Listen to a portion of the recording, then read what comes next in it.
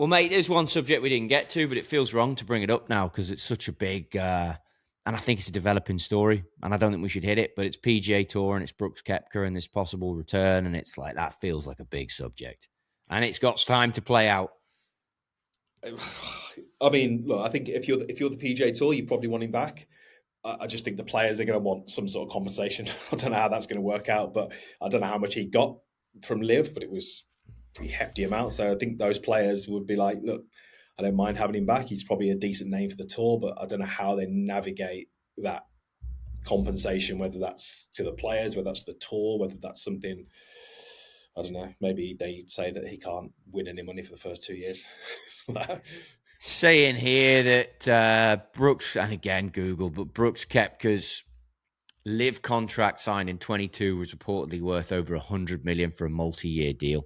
There you go.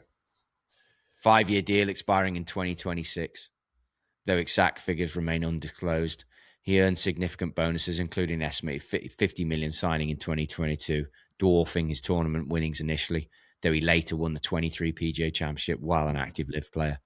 I said I don't think the tour or the players will be happy with someone taking 100 million to go to another tour for 4 years, then just coming back and then banking that 100 million. There's going to be, the tour can't be seen to just allow that to happen, because there's other players that are going to go, well, I'll do the same. I'll go to Live for 5 million, then come back after 2 years. So they're going to have to set a precedent here, because he's the first player that's potentially going to return. We don't know whether he will yet, but he's the first one that's kind of debunked from Live, and he's potentially looking to get back in the PGA Tour. So I think they've got to tread carefully, but they need to really think about how they handle this situation, because they've got to keep the players happy. They've got to keep the onlookers happy, sponsors happy. It's a tough one to navigate, isn't it? Rahm wasn't happy with it, was he? He was the one who sort of stepped up and said, listen, you can't be, what are we doing here? I mean, where's the headline on this?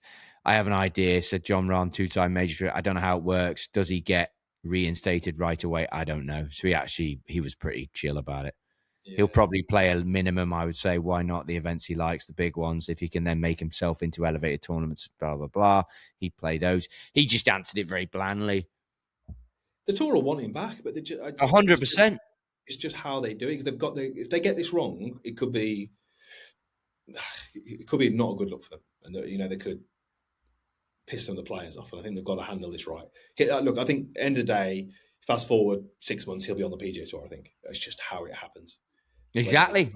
Whether he's going through a Q school or what, they will want him back because he's a big name. We're talking about him on this podcast. He's a big name in golf. He's a fairly recent major champion. He's got 4 majors, 4 majors, I think. So look, they're going to want him. Yeah, they're going to want him, but it's just how they. I think they can't just simply open arms and pull him back in. Yeah. I think you're talking about a player that I know that it's 5 majors. Oh, is he? He's won the PGA Championship 3 times, US Open twice.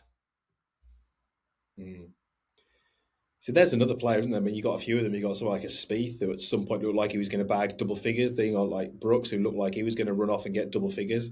So hard to stay at that level, isn't it, throughout your career?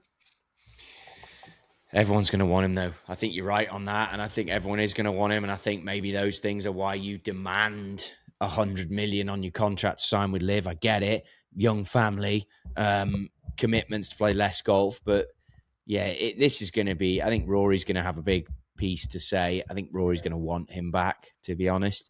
And then it's like, what happens with John? Because John Rahm is just a baller. And then what happens with Bryson? And then is this the end of Liv?